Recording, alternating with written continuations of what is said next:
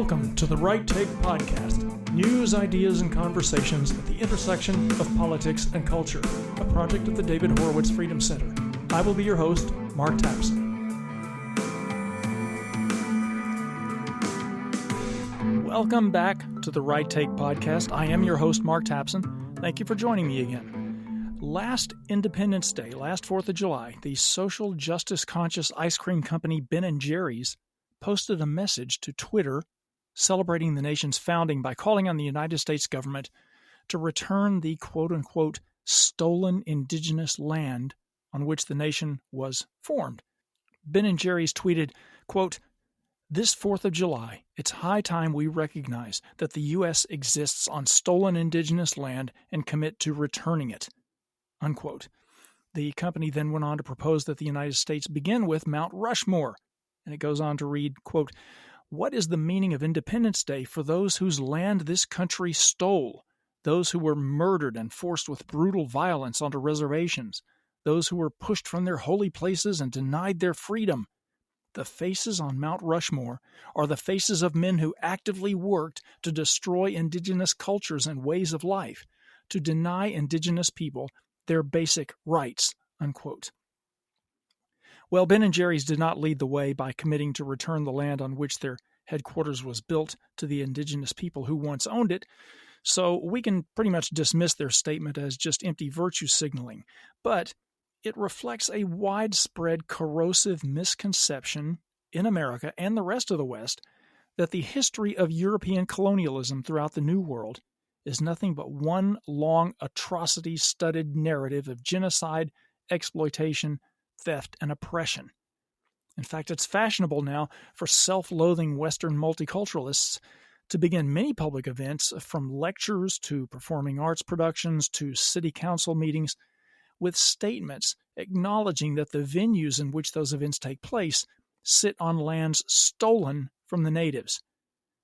Western governments now feel obliged to offer up very solemn mea culpas for abominations of centuries past, like slavery. Statues erected to honor Western explorers, leaders, soldiers, and even abolitionists like Frederick Douglass have been targeted in recent years for removal and or destruction because their association with colonialism causes harm and makes young people of non-European origin feel unsafe. Similarly, schools, streets, and buildings named after revered figures in Western history are being renamed to erase their tarnished legacy and to pacify the feelings of sensitive snowflakes. Thanksgiving Day dinners now are routinely ruined by self-righteous media talking heads, anti-intellectual intellectuals, and brainwashed college students denouncing the holiday for its whitewashing of the supposed colonialist genocide of Native Americans. For decades now, activist educators have indoctrinated young people to be ashamed of and outraged by their own cultural heritage. No matter that Western civilization has provided more prosperity, liberty, and opportunities for untold numbers of people worldwide than any other culture in history, those benefits are now viewed to have been achieved on the backs of exploited, brutalized native peoples.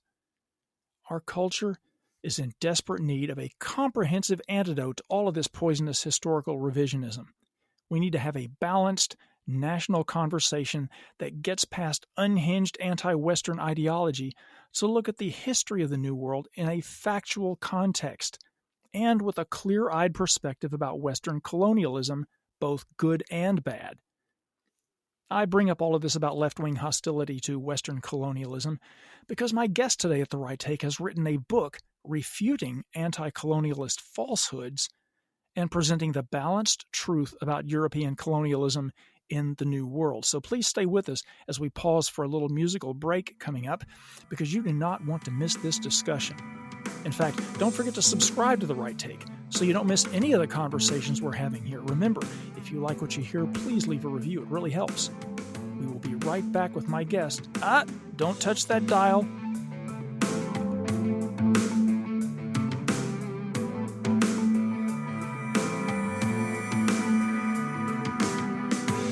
My guest today at the intersection of politics and culture is Dr. Jeff Fynn-Paul. That's Fynn-Paul. Dr. Jeff Fynn-Paul. He's a professor of economics and global history at Leiden University, the oldest university in the Netherlands and one of the top research institutions in Europe. The author of dozens of scholarly articles and books, Professor Fynn-Paul conducts historical research in 8 languages. That's 8 languages, and is a winner of the 2016 European History Quarterly Prize. In addition to being an editor for the Journal of Global Slavery, he's also the presenter of a short PragerU video titled, Are We Living on Stolen Land?, which you should check out. It gives you a preview of what you can expect from his latest book, which I happen to have read and reviewed for frontpagemag.com. I gave it 2 big thumbs up, and we're going to talk about that today because it covers a vital topic that people get heated about. And he's going to drop some truth bombs about it. Dr. Fynn-Paul, welcome to the Right Take podcast. Thanks so much for having me on, Mark. Could we start with a little bit of your background? Where are you from, and how did you end up at Leiden University? Yeah, sure. No problem. Well, I was born in Florida, but we moved up to Pennsylvania when I was a little kid. And so I was raised outside of Bethlehem, Pennsylvania in the Moravian settlement there. And so there was a lot of history in my area. And also I was friends with some people who were descended from Native Americans growing up, because there were a number of Native Americans who had gone to live with the Moravians. So I was already inundated in Native American history and settler history from an early age. Then I went to the UK for undergraduate just to go see some European history and learn it firsthand. I eventually went to the University of Toronto for a PhD because they gave me the most money. But eventually I had to get a job. I taught in the States for a little while right after my PhD. But I eventually had to move to Europe partially because the American historical establishment was already closing down in terms of free speech. I could already feel which way the wind was blowing. This was 15 years ago. So the Netherlands took me in. And also, before I forget, I'm a little curious about the Journal of Global Slavery, too. What is that all about? Yeah, well, the great thing about the Netherlands is they really have had a global outlook ever since the Pilgrim Fathers first actually left from the Netherlands to go to Plymouth. So they've been taking people in from all over the world for a long time. So there's a lot of global history that happens in the Netherlands, and we started this Journal of Global Slavery, some of my colleagues and I, to tell the story about slavery around the world, not just from an American and Atlantic point of view. And so it's historical. It's oriented toward history rather than present-day slavery, because I think a lot of people may not know that slavery in some ways is a more widespread problem today than ever before in history. Is that right? Yeah, well, I mean, in some ways, yes. But I mean, officially slavery has been outlawed, so now you have to come up with other definitions of slavery. In the past, it was much more open. Well, I'm eager to get to your new book because I think it's so important, and I want to give people a taste of all the misconceptions and even lies that you address in it. It's called Not Stolen: The Truth About European Colonialism in the New World. And I think anyone who's paid attention to what's going on in the culture in recent years would recognize from the title alone that this is a pretty triggering topic for some people. In fact, I think it's pretty bold of you to have published such a book, considering that as an academic, you're kind of immersed in a setting that is very often hostile to anything less than a full-throated condemnation of Western civilization. What kind of feedback or even blowback maybe have you received from colleagues and students about this book, having written it, a book that some people who haven't actually read it will perceive to be just a whitewashing of European exploitation and genocide?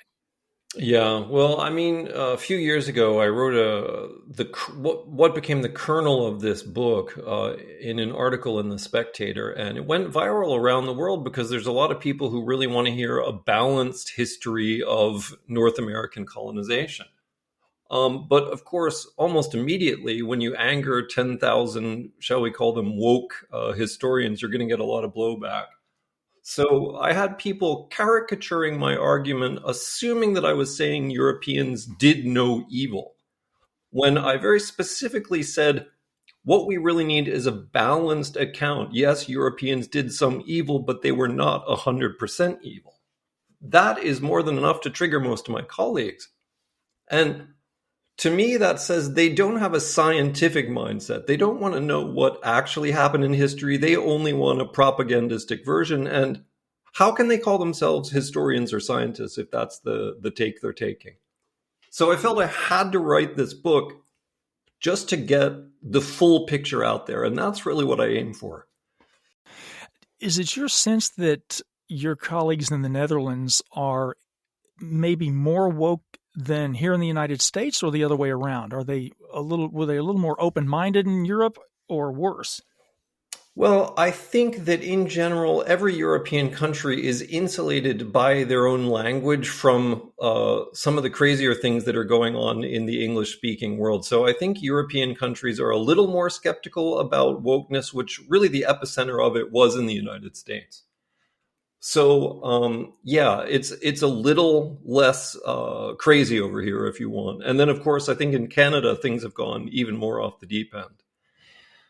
And what about your students? Are young people, in your experience, in your classes, do they seem to be a little less attracted to some of the woke insanity that we see going on, or are they completely brainwashed by the time they get to your classes? Well, I'm happy to report that there's a wide spectrum of beliefs. I mean, there's a small minority of students who come in. I have students from 50 countries around the world. They're not all native English speakers. So they realize that the American example on which wokeness is based, the idea that slavery was the center of the universe only in the United States, a lot of students come in taking all that with a grain of salt already, which helps temper their views. So there's only a small minority of people who are, truly outrageously woke, if you want to put it that way. And so it's nice to see that spectrum. Good. I don't want you to have to give away any spoilers about your book, but I'd like to dig into a few of your chapter topics, all of which you have framed as questions like, did Europeans commit genocide in the New World? Did the founders steal democracy from Native Americans? Did Europeans starve, massacre, or spread disease among the natives? Let's talk about one of the real flashpoints in discussions of European colonialism, and that's Christopher Columbus. You have a chapter titled Intrepid Explorer or Genocidal Maniac, the complex case of Christopher Columbus. From your research, which was he? Was he in fact a little bit of both? What's the truth about Christopher Columbus?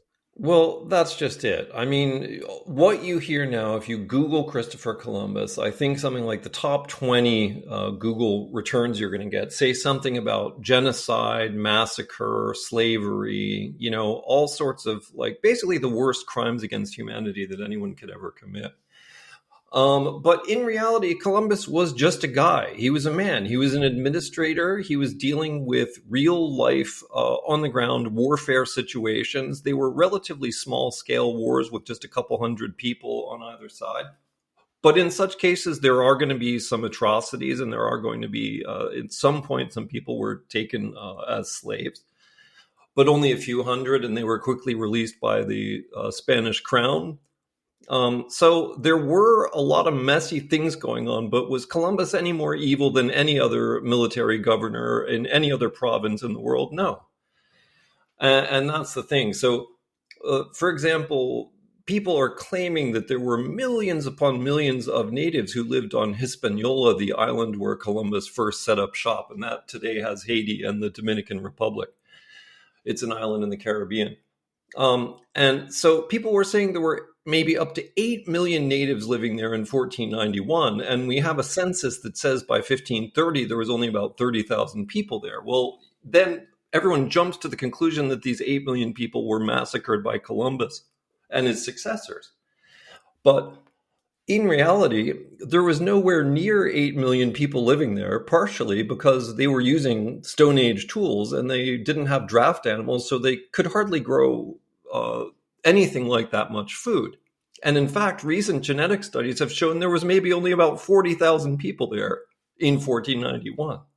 So in other words, most of the island's population survived. But it's outrageous, the claims that you see on the internet, millions killed. So this whole idea of genocide is basically made up out of broad cloth. And what about this very loaded term, genocide, at least in the context of European colonialism? I think there's a very common assumption that these European settlers were hell-bent on the genocide of Native Americans. What's the reality of that? Yeah, well, that's just it. When you know deeper history like I do, I can go back further in time than most of my colleagues. I know that Europeans had been setting up trading stations for hundreds of years around the coast of Africa and on the Black Sea. And they were later going to do the same thing in the Indian Ocean. And the intent by Columbus was also to set up coastal trading forts. That was basically it. He expected to do the same thing that they did on the west coast of Africa, which is basically trade with the natives, or in India, which is trade with the natives and cause minimal disruption. The only difference in the New World is because the New World only had 10% of the global population, they were much less immune to disease, so a lot of people ended up dying off. But that can hardly be blamed on Columbus. I mean, it's the 1490s. People aren't going to be able to figure this out. So yeah, the intent was coastal trading forts. And then when Cortez took over Mexico, that was actually just a fluke. And even then, the Europeans set up colonies where individual native communities could keep their land in perpetuity. And these lasted right into the 1820s. So the idea that they were trying to get rid of them or take them over, let alone commit genocide, is ridiculous. The Spanish crown wanted the native population to increase, not decrease. And what about this notion that you hear commonly that the Europeans intentionally inflicted disease and plagues upon the Native Americans? Yeah, I don't know if you got to that point in my book yet, but I could not believe when I look back and found the research on this. There are published articles out there by historians who talk about biological warfare, and they have documented that there was precisely one instance in American history of, quote, white people trying to spread smallpox blankets to the natives. One instance. And when was that? Wasn't that like later in the 19th century or something? I mean, that Yeah, wasn't even well, really the documented instance is during the French and Indian War, and they're not even sure that it actually went through. They were talking about it. So we're still not sure it went through. And then there's some speculation that something happened in 1820 or 1830 in Illinois, but that's basically just speculation. And so nobody knows about that either. So yeah, I mean, that's what we're talking about. So meanwhile, in the 19th century, what nobody talks about is that the US government instigated an inoculation program almost as soon as a vaccine against smallpox was created. Even Andrew Jackson, who's seen as this anti-Native American president, passed an act which saw thousands of dollars dedicated to making the Indians immune to their worst scourge, smallpox. And prior to the 19th century, I mean, how much did people know about germs anyway? Or biological warfare? I mean, that wasn't even really a thing until maybe the late 18th century? Well, this is just it. And the people in the French and Indian War, the two commanders who were discussing the smallpox idea, the one commander said, hey, look, our people are just as likely to get this as the natives. And so it was considered a bad idea just because the white people didn't have any immunity to it really either. Another point of contention in historical circles is that the Founding Fathers essentially stole the idea of democracy from Native American tribes. I know you addressed that in the book. Can you talk about that? Yeah, I mean, this is one that's truly crazy. I think it was the brainchild of a pair of academics who were writing in the 1970s and 80s, and they've been pushing this narrative for decades until it became eventually kind of accepted by the public at large. But in reality, there is no serious historian who believes that American democracy was primarily founded on Native American government. It would be cool, I think personally, if that was the case. But the reality is that the British government at the time, although they had a king, was still mostly parliamentary. So every state had assemblies. In England, there were assemblies. In the Netherlands, there were assemblies. And so those are the main models that the early American founding fathers were using. Also, of course, they had all grown up studying Greek and Latin, and most of the sources there are talking about Greek and Roman democracy. And so, of course, if they had any models, it was the modern British system and the ancient Greek and Roman system that was first and foremost in their mind. We know this because John Adams wrote a huge book about the democracies of the world then and now, and he does not happen to mention the Iroquois Confederacy, which is what the conspiracy theories are talking about. Now, I think the Iroquois did have a really interesting governmental system. It was based on committee. It was to some extent democratic, although it was also partly hierarchical. But that doesn't necessarily mean that that's where the founding fathers got it. They certainly didn't steal it from them. We also often hear that the indigenous cultures and civilizations in the New World prior to the arrival of Europeans were all highly sophisticated culturally and technologically, that in some ways they were superior to the Europeans. What's the truth about that, too? Is that just romanticization of indigenous people? Yeah, well, I mean, I don't want to belittle indigenous culture in any way. I don't think it's necessary to belittle it at all. And that's the thing. I think if people think you don't praise it to the heavens, then you're automatically saying it's terrible. I mean, Native Americans came over as Stone Age hunters. And yet, despite being a relatively small population, the Incas and the Aztecs ended up creating a civilization that was kind of equal to ancient Sumeria, so about 3000 BC. That's pretty impressive. There were other civilizations, in the Southwest US and the Mississippian culture that were sort of like we had around 7000 BC in Mesopotamia, so in Turkey. So they made big strides. At the same time, that does not mean that they were equal to contemporary Europe, and it doesn't make sense that they would be. Again, they only had about 1/10 the population base, so it makes sense if they proceed more slowly along the path of civilization than the people in the Old World did.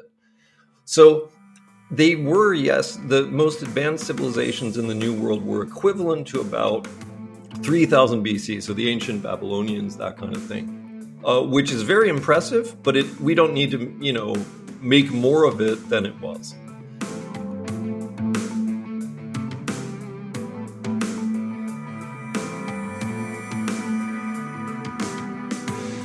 I think another thing many people think about in terms of this purported exploitation and genocide of Native Americans are the conquistadors. They envision a lot of Spanish conquistadors wiping out all the Aztecs and Incans and stealing all their gold. You have a chapter called "Were the Conquistadors Bloodthirsty Zealots?" And again, I don't want to have to force you to give away spoilers, but were they?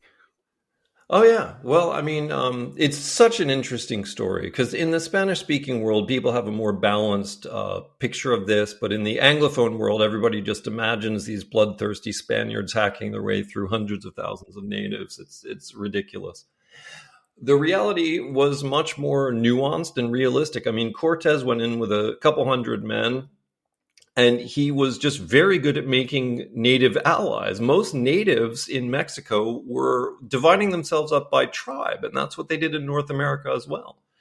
People didn't think of themselves as Native American, of course. They thought of themselves as belonging to their tribe. So these tribes have been warring since time immemorial, and many of them were very happy to ally with Cortez if he was going to take down their hated enemies, the Aztecs. So maybe 100,000 people were killed in the great conquest of Mexico, but Cortez's indigenous allies outnumbered him 20-1. So, I mean, who's responsible for those deaths? Most of them were probably killed by native allies of Cortez. So the idea that there was a genocide is very silly. Also, the Spanish outlawed the Aztec practice of human sacrifice. And we think that within 10 years, they probably saved about 300,000 enslaved indigenous people from, being sacrificed alive by the Aztecs. I mean, that in and of itself is a plus, in the body count category. Yeah, I think a lot of people don't realize to what extent human sacrifice was such a common practice in the New World prior to the arrival of the Europeans, and on a mass scale. Yeah, especially in Mexico. I mean, the Incas did it a while, but the Aztecs had been taking it to a kind of crazy, unsustainable level. And some people think it's because they didn't have many large animals for protein, and so they were, using human sacrifice as cannibal protein, basically. But yeah, the skull wall at Mexico City had room for 100,000 skulls, and they all disintegrated after 2 or 3 years. So that means there was a lot of people being sacrificed. Wow. Let's talk about another flashpoint for people, a flashpoint of controversy, and that's Thanksgiving Day. Should we Yeah. should we be re-envisioning Thanksgiving as a national day of mourning, as many activists would like for us to do? Yeah. Well, I mean, originally it was a way to give children a sense that the country that they were in was, generally speaking, a good place despite its flaws. Everybody knew that the land had been taken from the natives. Everybody's known that it was kind of a sad thing. It was a wistful thing. It's not something that anybody really wishes had happened. But at the same time, they realized that the first Thanksgiving was a celebration of peace and togetherness. Even though these two cultural groups were quite different, they were able to come together, and they actually forged an alliance, which for the most part held for half a century after the first Thanksgiving. So, I mean, just that in and of itself, the fact that you can create peace between these two peoples, that the tribes who allied with the English were actually often trying to protect themselves against their own indigenous aggressors. All of these things factor in and show that the original Thanksgiving gives us a lot more to cling to that's actually positive than most people think. But we never see that. When you look online, you Google Thanksgiving and you only see day of mourning, genocide, mass murder, slavery. But the colonists were not regularly enslaving Native Americans. There was an understanding against that from the time of Queen Isabella of Spain. And in fact, natives were enslaving each other much more. Certainly, women who were captured in war were just incorporated into the tribe, whether they wanted to be or not. And usually children, and the men were usually killed. So I don't know if that's better than slavery. But so this is the kind of society that we saw. So there's a lot more to be thankful for in Thanksgiving than people think. So I don't think we need to see such a negative picture. That's for sure. Exactly. Let's talk about reparations for Native Americans. You have a chapter about that, and reparations, of course, or at least for the descendants of Black slaves in America, are kind of a hot topic today. How should we think about the idea of reparations for Native Americans? Well, I just wrote something about the reparations issue for another article, and I was doing a bit of research, and I realized that even President Obama swatted away the idea as completely unworkable and impractical in 2008, and then Bernie Sanders tried to do the same thing in 2015. The only difference was by 2015, the rise of BLM had made reparations kind of a flagship issue. And so Ta-Nehisi Coates wrote, I think in the Atlantic, calling Bernie Sanders a white supremacist for not backing the idea of reparations. So it's obviously been inflated as a political football. I think reparations is completely illogical as an historian when you look at, who would get reparations? There's a huge spectrum of Native Americans. A few are pure blood, but many of them are only half Native, even though they're registered in a tribe. Should you get reparations if half of your relatives were responsible for being mean to the other half of your relatives? How your ancestors, how do you play with that? It's so silly. And then there's the other thing that a lot of tribes were paid a decent amount by 19th century money, but now we sniff at it and say, oh, it was only $20. Well, back then that might have been a huge deal and kept the tribe alive for an entire year. So, once you look at the nitty gritty of reparations, you see that Native Americans are the most compensated group by the federal government of any. They still own something like 2.5% of all U.S. real estate, valued at $700 billion, which they got at the end of the 19th century in perpetuity. Most individual treaties have been adjudicated in the courts. So I think that the reparations issue is just smoke and mirrors to try to get as many concessions from the modern taxpayer as a few activists can try to grab. About Native Americans and the environment, I think they're often viewed as kind of noble environmentalists who had a close connection, even a spiritual connection to the land, and that Europeans have destroyed all that. You do have a chapter called "Were Native Americans Natural Environmentalists?" What's the truth about the way that Native American tribes interacted with their environment? Yeah, well, when you look far back in history, you see that you can't really blame paleo hunters of 10,000 years ago, but when they first erupted into North America, the large animals on this continent were not used to human hunters. So within a couple thousand years, Native Americans' ancestors had killed off almost all the megafauna. I think it's like 60 species of all sorts of creatures, from bison to deer to big cats to turtles to sloths. So these creatures were all killed off, and then it meant that the North American flora and fauna there was a lot less megafauna than there were before. So already right there, the idea that they had some special relationship with nature is, you throw a little bit of cold water on that. And then when you look at the fur trading in the 18th and 19th century, Native Americans were very often just as ready to shoot as much game as their rifles would allow. So if they lived in harmony with nature over the long term, it was mostly because their weapons were such that the animals and the hunters had reached a sort of equilibrium. But once rifles were added to the mix, then Native Americans absolutely were overhunting. And when we look at modern day tribes, it's kind of the same thing. I mean, there's this famous book called The Ecological Indian that's written by I think, anthropologist at Brown University 20 years ago. And the idea there is to show that many tribes were often sitting on the opposite side of the table from environmental groups because they were overhunting, overfishing, or using resources that the environmental groups didn't want them to use.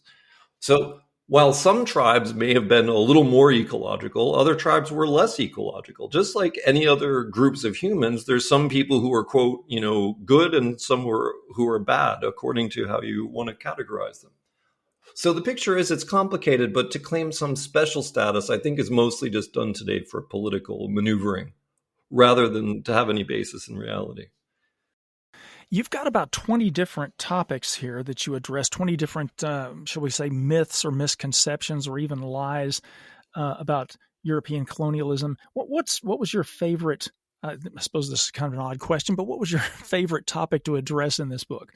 Yeah, well, I mean, one of the things that really surprised me was actually the reaction I got on Twitter from a lot of people who were academics, people who had PhDs, people who ought to know better. And a lot of them were suggesting that every time a native person got near a settler, there was going to be bloodshed.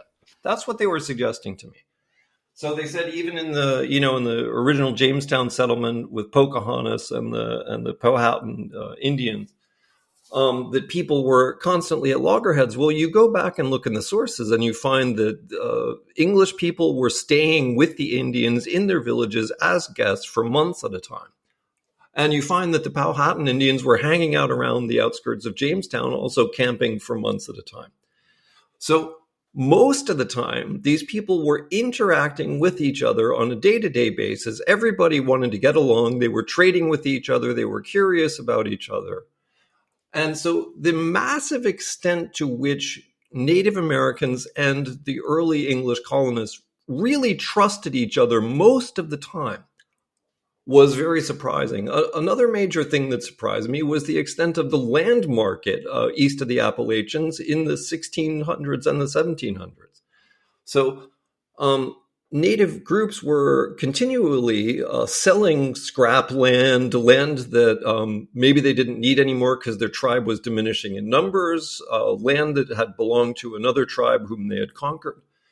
There were so many tracts of land which natives were selling, and there's a good economic reason for this. Natives could not make their own firearms or powder, and yet they were pretty much addicted to firearms. It was a pretty useful thing for them to have.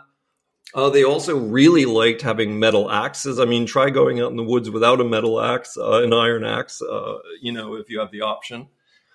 And knives and cooking utensils and also shirts. So there was a lot of scrubland. And as the tribes diminished through a combination of assimilation and disease, and a lot of it was just assimilation, a lot of natives just wanted to live with the white people, so they did, and we never hear about them again. And people now call that a massacre, but honestly, it was just these people voluntarily saying, hey, this is a great life, I'll go move there. So tribes were pairing off these bits of land, and very often there were half-blood agents who could go between the natives and the whites, and they would act as intermediaries, and these people were often buying and selling real estate from the natives and to the natives. So this land market was another major aspect of colonial history, and even up to the early 19th century, that I had, really no idea just how flourishing that was, and how there were people of all stripes, any race you can think of, who were participating in this market fully and voluntarily. You reserve a few pages at the end of the book to make the case for objectivity in history. I think it's tragic that a historian even has to make such a plea, but can you explain how we got to this point where many historians have just abandoned objectivity as an ideal or as a standard in pursuit instead of an ideological agenda? Yeah, it's so sad. Well, I mean, the president of the American Historical Association, James Sweet, was trying a year or two ago to scold the American Historical Association, so in other words, the whole body of professors, history professors. He was scolding them, saying that they've become too, quote, presentist. In other words, they're only looking at the past in terms of present day issues, basically, race issues and that kind of thing. And he said, we're losing our objectivity. Now, he tried to lay out his credentials as a good liberal before he did all this stuff. But the minute he said, you guys are being too presentist, all hell broke loose, and he basically had to make a groveling apology the next day. So, like the 1619 Project, I find people, in my acquaintance who identify with the Democratic Party say, oh, it's a bunch of, Princeton, Harvard academics who came up with the 1619 Project. It was not. It was a bunch of journalists at the New York Times who don't know any history at all. So these people wrote at the very beginning of the 1619 Project, we want to make race and slavery the crux around which the story of American history revolves. And obviously they want to do that for political ends. There's no one thing that history revolves around, certainly not something like race or class or gender or whatever it is that somebody can become obsessed with. So history is a complex thing. It has multiple causes and multiple effects. And so anytime that historians jump on the bandwagon, and they did after the 1619 Project, everybody wanted to line up to say, oh, yes, this is great history. This is perfect. This is what we believe. Anytime you get people jumping on a bandwagon that fetishizes one aspect of history, it cannot be objective. By definition, this is a subjective definition of history. Now, unfortunately, in the United States, because, most historians, everybody wants to be seen as a good person. You don't want to be quoted saying Black lives don't matter, because that's what everybody assumes as soon as you argue against the 1619 Project. Then, partially everyone just wants to seem like a nice person. Nobody wants to rock the boat. But what that means is people don't stand up for the truth. And at first it's little things, but after a while it becomes really large, egregious issues that people end up saying. So I'm not allowed to say when I do the history of slavery that, African chiefs first kidnapped and sold the Africans who ended up being sold to Europeans. If I mention that fact at all, you get booed out of the room. So, but that's just an essential part. You cannot understand the Atlantic slave system unless you realize there was a lot of African agents who were going through, and because they were politically disorganized, they were capturing each other and selling each other. They were doing this before the Europeans arrived. So if I'm not allowed to say a fundamental part of my historical story that I'm looking at, if I have to pretend that the settlers were always massacring Indians when I know from the sources that they were not, then I think somebody has to stand up for objectivity and truth. But sadly, most of my colleagues are basically too cowardly to do it. And I'm happy to say that, live online. Are you optimistic that academia can reclaim objectivity as a standard, or are academics just too hopelessly mired in this kind of social justice perspective and activism? What's it going to take to turn that around? I think that eventually the truth will out. I'm a firm believer in democracy. I'm a believer that the people will eventually gravitate toward the truth. Abraham Lincoln was right. You can't fool all the people all the time. And I think it's going to be the same way with historians. We know we're supposed to speak the truth. We call ourselves scientists. We claim that we're looking at a scientific vision of the facts. And because, quote, wokeness became such a fad, really beginning around 2015, 2016, that makes me think that hopefully in another 10 years, it'll go out of fashion again, or 5 years. And then we won't have to worry about this so much.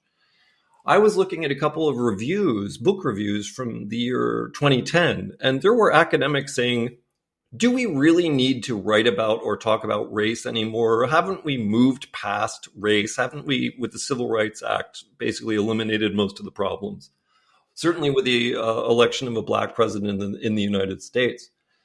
And then by 2013, with BLM, suddenly everybody was acting like the US was the most racist country on earth, when 3 years earlier, people were acting like we were a post-racial society. So if things could change that much, for the worse, I think, then they should be able to change to the better. People become more sane again relatively quickly. I hope so. You conclude the book by pointing out that many historians and stolen land activists believe that they are championing justice for the historically downtrodden people. But what are they actually doing, and what are they enabling by obscuring the truth about European colonialism? Yeah, precisely. That's a very good question. That's one of my main concerns in the book. I think that any time that you intentionally obscure the truth, like I think I have a lot of colleagues who think you're right. They're doing the moral thing. They're talking about how people were downtrodden in the past. But in order to do that, they're assuming that society is based on, let's say, the oppression of one race by another, that racial oppression is the crux around which history revolves, as we just said. And I think that if you obscure history to fit the facts of your theory, then because your theory is only ever partially true, that you're actually making policy decisions, intelligent policy decisions, less likely to succeed.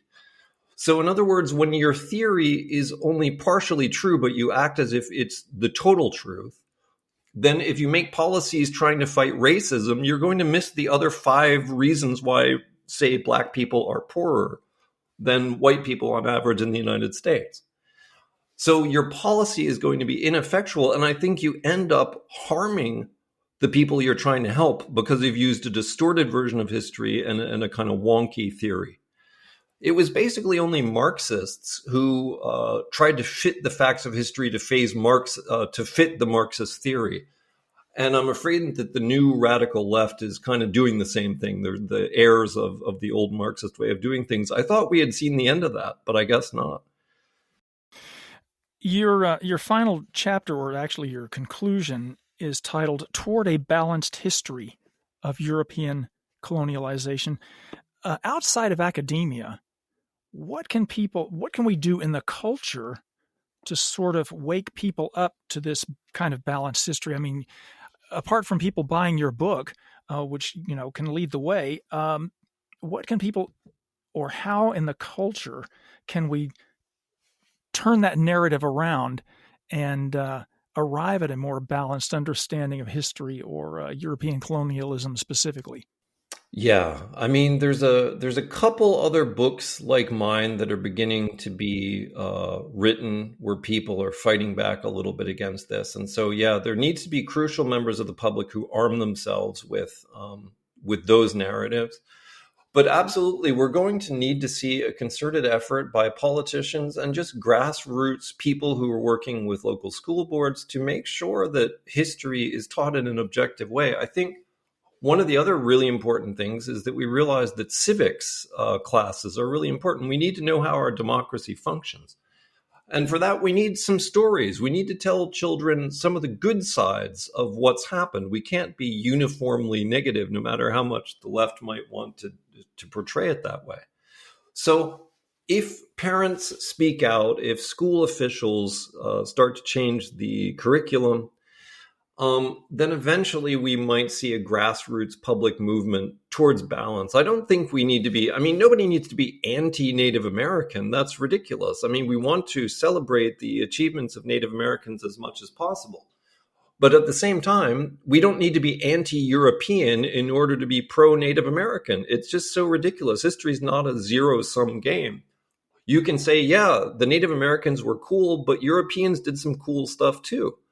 And so something as simple as not seeing history as a zero-sum game, teaching our students that, but also teaching our teachers to teach that way, would be a really good first step, I think. Well said. Professor, where's the best place for people to go to keep up with your writing and what you're doing now?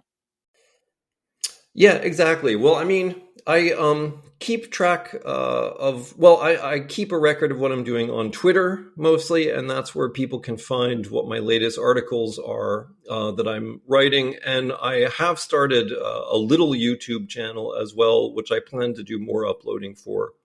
Those are probably the best things. Also, Amazon Author Central, I'm working on that and trying to keep it pretty live.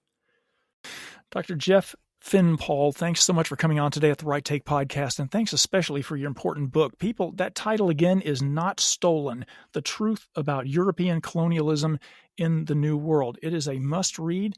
Get your own copy before Amazon.com decides that it's too politically incorrect to sell. Listeners, thanks for joining us. Just another reminder to subscribe to the Right Take podcast so you don't miss any of the conversations we're having here. And if you like what you hear, please leave a review. It really helps. Thanks, and be seeing you. The Right Take with Mark Tapson is a project of the David Horowitz Freedom Center and Front Page Magazine. Unauthorized reproduction of this podcast without express written consent is prohibited.